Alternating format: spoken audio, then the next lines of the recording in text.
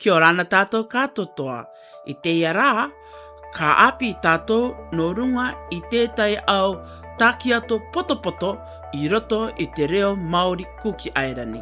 Kua papa kotou, te aka mata nei tātou.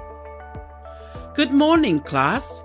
Today we are going to learn how to have a short conversation in Cook Islands Māori.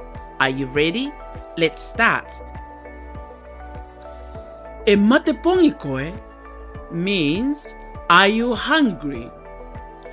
You reply, I e matepōngi au, which means, yes, I am hungry.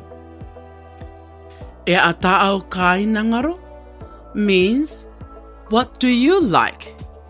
You reply, ka inangaro au I te raiti, which means, I like to eat rice. E a taau ka inangaro I te inu means, what do you like to drink?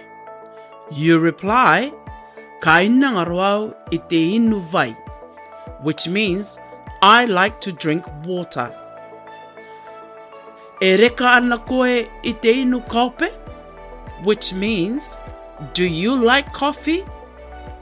You reply, kare au e reka ana I te inu kaope, which means, no, I don't like to drink coffee. Te ara koe means, what are you doing? You reply, te kaikai nei au, which means, I am eating. Wow, there's more amazing sentences. Ka kitera a popo.